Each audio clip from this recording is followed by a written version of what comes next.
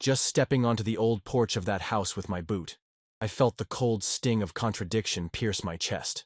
I'd accepted Riley's invite to escape the city, pretending it was just another one of those weekends filled with bad jokes, crackling bonfires, and cheap beer. Deep down, my head was a messy pile of confusions I never had the guts to share with anyone. I work in a factory. Concrete floor, oil smell, equipment noise. There, the world made sense because no one asked too many questions. But behind the routine, I'm just a 23-year-old Bostonian, kinda broken, trying to pick up the pieces after my heart got tossed around like a skipping stone in a pond.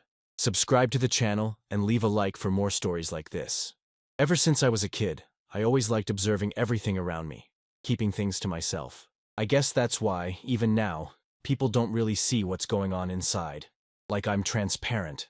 My introverted nature is both armor and a prison. My best friend Riley only knows half the story. The other pages I hide, including stuff about him, and especially about his brother. Now, here I am, neck deep in rural Massachusetts, in a country house pulled straight from an old memory, and I had no idea on that first chilly morning that the oldest secrets were about to wake up. If you've ever had days where everything seems ordinary, but one small detail changes everything, don't forget to subscribe and leave a like, because you'll definitely see yourself in this story. Riley's family house is in a secluded part of the Yorkshire Hills. Everything there just oozes nostalgia. Scattered around the entrance were muddy boots and dry branches. The smell of pine filled the hallway. The floorboards creaked, as if each plank was quietly whispering the secrets of the last 20 years. What you hear here is just the beginning. The complete, unfiltered stories with all the details you can imagine are available now. Check the link in the description right now. Waking up, you could smell fresh coffee mixed with fireplace smoke. The dusty windows framed the morning mist, and outside, the silence was only broken by crows perched on dead branches. I was working on the porch wood, sanding an old bench, listening to the rhythmic sound of metal scraping that kept me anchored in the present. Riley showed up with his usual energy, already yelling, "Grab the bread, Cole! Today's a real breakfast day!" We laughed at silly things and sat on the stone patio eating buttered bread while he told me childhood stories. The afternoon was consumed by the comfortable boredom timer. Firewood for the bonfire, inventing awful recipes, fishing in the lake, small arguments about which old movies deserved a second chance. When it got dark early, Riley would challenge the darkness, swearing he knew every sound that came from the dense woods right behind the house. My routine there felt both new and old. It wasn't bitter solitude. Sometimes I felt like these breaks were what little peace I had left after so much internal chaos. I'd lost people, trusted the wrong ones, swore emotions wouldn't surprise me anymore. That was the plan until then. The end of the peace came with the muffled rumble of an engine coming up the dirt road. Neither Riley nor I were expecting anyone, especially not so early on a Saturday. I heard heavy footsteps, a door slamming, and only when I looked up at the door, I felt that familiar chill run through my veins. Hunter was standing there, leaning against the doorframe, as if he did it every day. It had been almost 2 years since I last saw his brother. He had the same calm gaze, a light beard, strong arms, and a subtle weariness on his face, that kind of maturity you can't buy. So suddenly the silence turned into another kind of noise. Hunter dropped his keys on the table, gave a small smile just for me, but looked away as if he didn't want to give away what he was feeling. Riley threw himself at his brother, laughing, feigning anger. "You vanished, didn't even say you were coming." Hunter explained in a calm, almost monotone voice that he'd stopped by because the farm manager needed help with the electrical work. He had to change some wires. It was all so natural it almost went unnoticed. But in my chest, an old storm was brewing.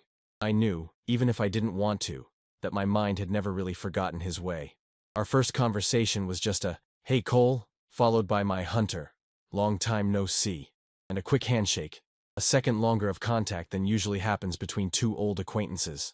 Riley, oblivious, was already planning what games we'd play that night. I caught a glimpse of how our differences and similarities clashed. Hunter was reserved, observant, Riley expansive, chaotic, me, an enigma on the outside, anxiety on the inside. The curious thing was how, even after so much time apart, Hunter's presence never truly faded from my memory. As the day went on, Hunter fit right in as if he'd never left. He helped Riley fix the fallen fence out back, then called me to get tools from the shed. I tried to act like everything was under control, but with every glance, every prolonged silence between conversations, my attention wavered. By late afternoon, I started making dinner with Riley, grilled burgers. Hunter showed up in the kitchen with a jar of pickles, laughed at our cooking disaster, and ended up staying to chop onions. We shared laughs trying weird recipes, and in that cramped space, we'd accidentally bump into each other, sidestepping almost like a rehearsed choreography. I never let on any intention beyond friendship, but my body noticed every proximity as if it were skin on skin. After dinner, we went to organize firewood for the bonfire.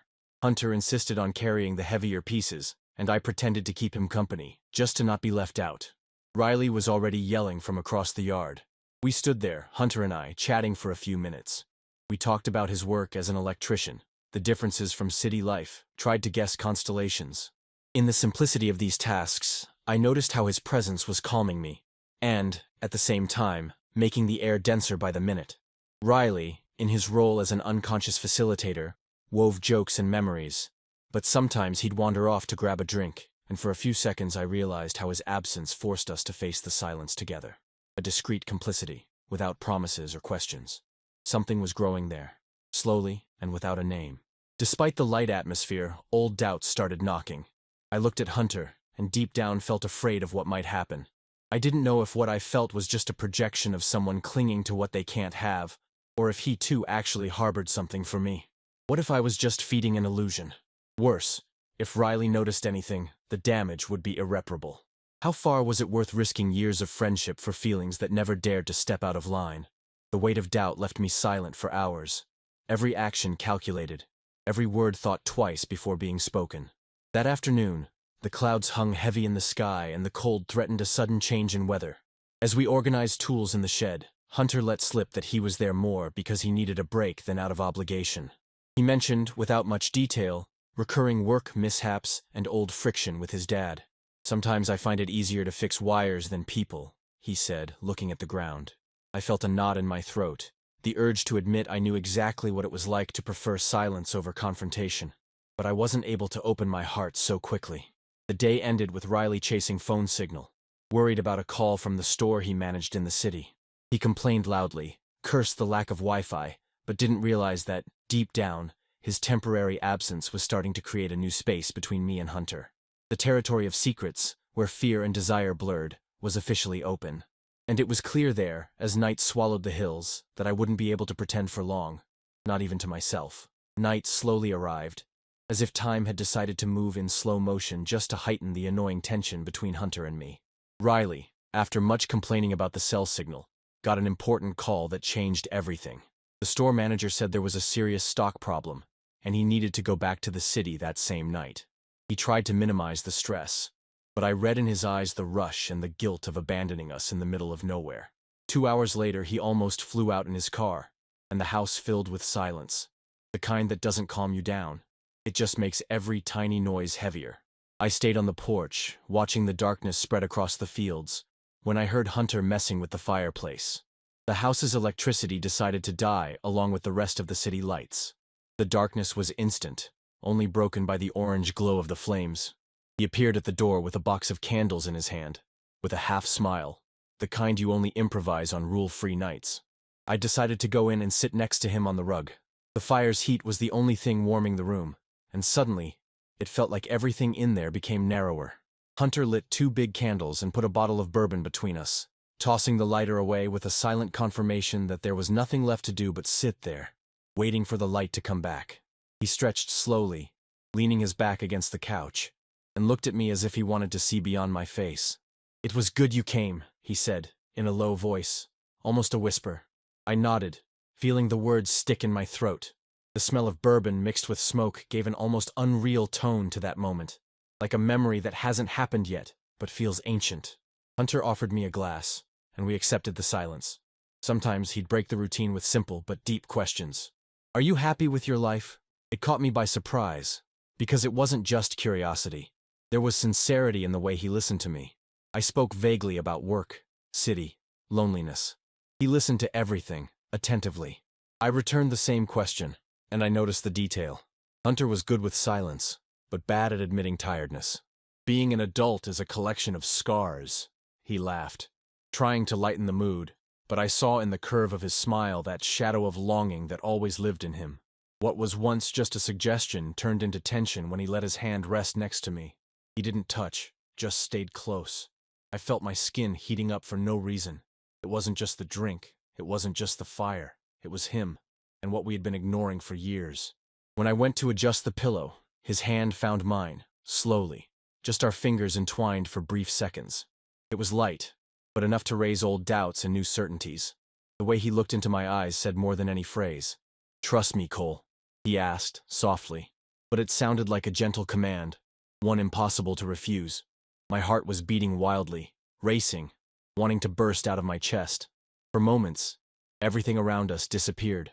The crackling fire, the creaks of the old house, the sweet smell of bourbon.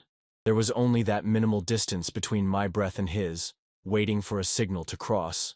It was like crossing a border. When Hunter brought his face closer to mine, I first felt the warmth of his breath, then the hesitant touch, his lips on mine, in a firm kiss, without desperation, but full of old longing. The minutes there lasted like movie eternities. My skin felt electrified. The movement began subtly, his hands exploring slowly, going up my neck, down my arms, like soft waves hitting the sand. It was all so intense that just closing my eyes was enough to see every detail again. The texture of his hair between my fingers, the grays of his beard, the familiar scent that now completely enveloped me. We found our rhythm together, careful not to break the moment's enchantment. I felt Hunter's fingers trace paths on my back, drawing lines like someone sketching invisible maps in the dark. Goosebumps everywhere, each touch rekindling memories of old shivers, all stored in the cracks of time, waiting for this chance to be slowly unwrapped. The connection between lightness and fire came alive. The warmth of his body pressed against mine was almost an unspoken promise. Hunter explored my chest with a rare tenderness, as if every mark on my skin was a new story.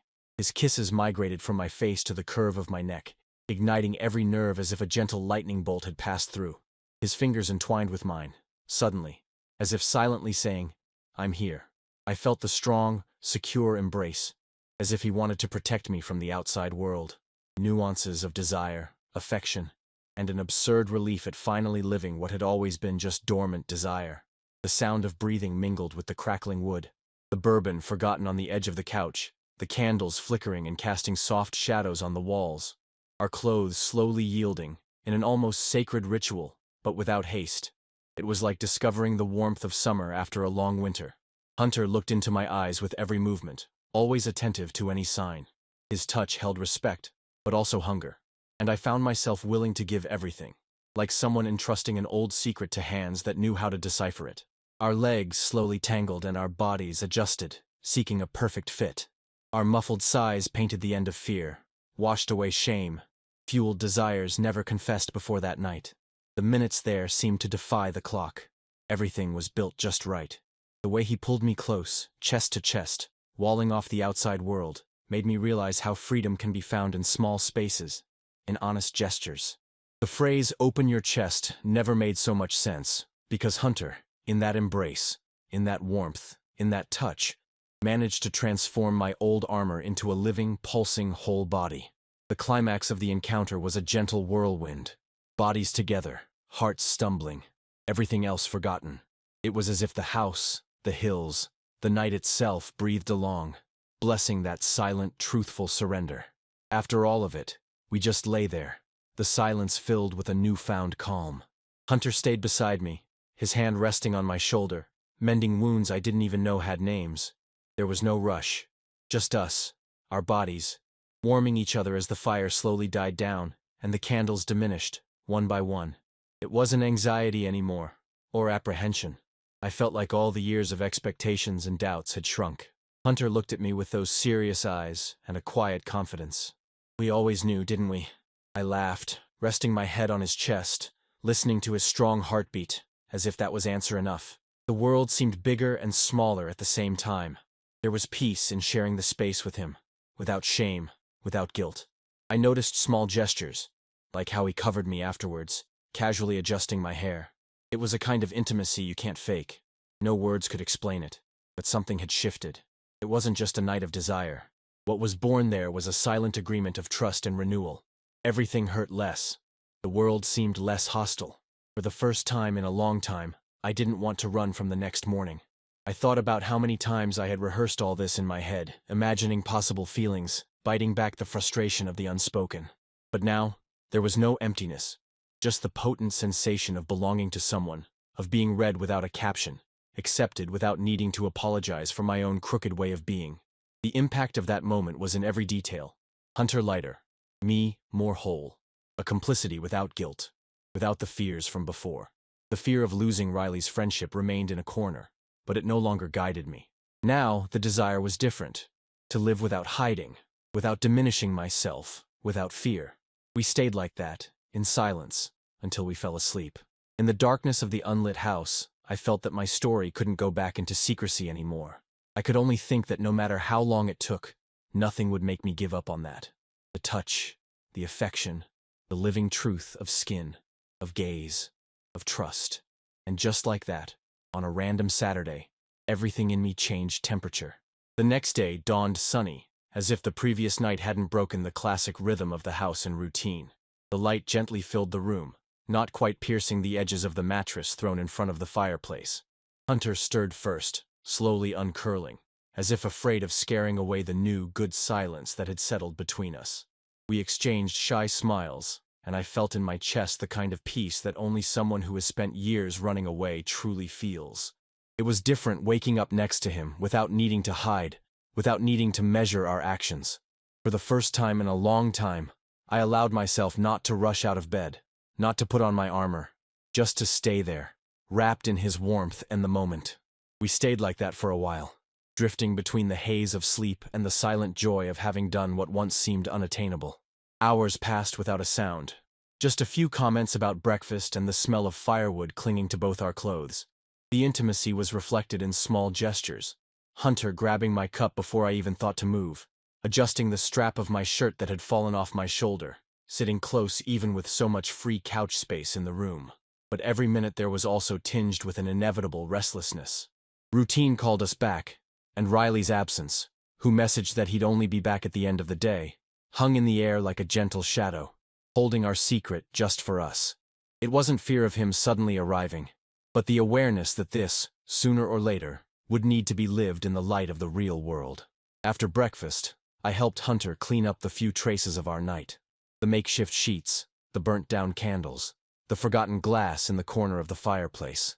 The texture of everyday life slowly returned, but there was something completely new. We were accomplices in a discreet pact, made with our fingertips and in the palm of silence. We looked at each other, and with that single gesture, we knew that this goodbye would be different this time. Hunter said he'd need to go back to the city right after lunch. Work, client commitments. He packed his things without a fuss, in his usual way, always practical, always reserved. For a moment, I felt a pang of fear, like someone afraid of waking up from the best dream of their life. I pretended to be distracted while washing the mug, wishing time would slow down. Before leaving, Hunter took my hands and led me outside the house. We walked slowly to the lake, the same one where, days before, we were just two acquaintances sharing jokes. Now, each step was a reminder of everything that had changed. We sat on the edge of the damp dock, our eyes lost in the reflection of the sky on the water, and the words came out low, almost whispered. "I don't want this to stay just here," he said, with a gentle firmness I hadn't known. For a long time, I thought it was better to forget. But I don't want to run anymore, Cole.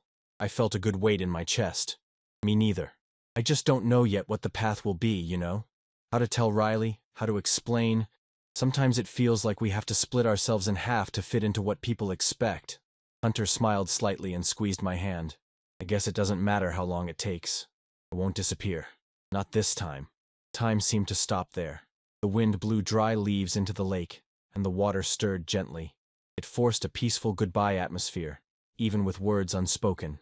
No one needed to say, "I love you," because now everything was in the gesture, in the effort to stay, even when life called us away. We went back inside in silence, nervously laughing while Hunter grabbed his jacket and got the car ready. At the door, another unhurried ritual. He hugged me, his chin resting on my shoulder, his arms slowly tightening, as if afraid of letting go of everything too soon. We stayed like that for long minutes, breathing together, our chests beating in the same rhythm, my face pressed against his chest, hearing that deep sound that felt like a promise. "Seriously, I won't disappear," he repeated, looking into my eyes. And it was there that the rush to live slowed down. I stood still at the door, watching the car disappear down the road, breathing deeply, mixing longing and joy into a new recipe. It felt like everything in me had changed. The way I waited, desired, even feared. I knew routine would return, that Riley would also return, that the world outside was still full of questions. But there, on the porch, as the house became just mine again, I felt that I was no longer alone as before. The rest of the day passed in slow motion. I tidied everything up, mentally revisiting every minute of the past night as the sun slowly set behind the trees. With Riley far away and Hunter on the road, the walls of the house echoed a very different solitude. This time, without the weight of secrecy, just the expectation of a new life beginning to be drawn. Shortly before sunset, I received a short message from Hunter. It was just a "got home safe" with a silly emoji. I laughed to myself, knowing that now every detail mattered. I put my phone in my pocket, looked at the lake, and knew, with a calm certainty, that this time I wouldn't give up before trying. For the first time, the future seemed like a real place. Back in the city, time moved differently. Commitments returned, hours at the factory felt heavy again, but everything carried a different taste, a new lightness. Hunter kept his promise. The following weekend, he showed up at my apartment gate without warning, with a backpack on his back and a lazy smile. We went up in silence, but the atmosphere that used to be tense turned into easy banter. Silly teasing, takeout food, old movies sharing space with whispered conversations on the couch. The best part was not having to hide. Seeing him sit there naturally, take off his jacket, and leave his keys scattered on the table was a new luxury. Small gestures, coffee made just right, a note left on the mirror, a warm hand in the cold of the night, were rewriting my idea of care and belonging. With each new meeting, the desire to share my world with him grew. We found ourselves dreaming aloud, eager to plan our next trips, laughing at the idea that we had already become one of those duos who understand each other with just a look. And at the same time, there was always that conversation. What will it be like when Riley finds out? It wasn't fear. It was respect. Our friendship was too important to be messed up by haste. We decided together to wait for the right moment, building everything calmly, without secrets, but also without rushing to reveal. Because for the first time, there was no urgency, just a pleasant desire to be present in the now. At work, breaks became more colorful. I found myself smiling for no reason, replying to his messages under the noisy machine, hiding the anxiety of someone waiting for the next weekend with the same joy as a kid at Christmas. Colleagues noticed. My mom noticed. But no one could explain the difference. After all, calm joy doesn't disguise itself. One afternoon, walking down the street, Hunter held my hand at the traffic light. A simple gesture, almost invisible. But for me, it was a revolution. No one looked, no one commented. And deep down, I discovered a new relief. I no longer needed to give explanations about who I was or who I chose to love. The old shame gave way to a timid, almost childlike courage to exist the way I always wanted to. There, walking hand in hand in the middle of the city's hustle and bustle, I felt that the ties had finally fallen away. Sometimes, an old fear strikes, of being rejected, of losing good things because of an impulse. But then I look to the side and see Hunter, hear a silly joke in my ear, feel his touch renewing everything, and remember my place in the world now. I learned that secrets can hurt, but honesty heals invisible wounds. I also discovered that tranquility is not the absence of desire. It's the perfect counterpoint to passion that doesn't need to be hidden. I look at the future with a different outlook. I don't expect perfection. I just want to keep discovering the details. Learn to share the tiredness of bad days and the laughter of good days. I want to face every difficult conversation as part of this process of growing together, owning up to mistakes, starting over as many times as needed, until everything makes sense again. If you've made it this far with a tight chest, smiling, identifying with the stumbles and successes, do yourself a favor. Don't hide what you feel. Sometimes it takes too long to surrender, to accept affection, to truly trust someone. Don't waste the chance to be happy for fear of judgment or outside glances. The world is too heavy for us to live half our lives repressing ourselves. If you're curious to know what it will be like when Riley hears the whole truth, I invite you to continue following my story. Leave a like, subscribe to the channel, and hit the bell, because the journey is just beginning.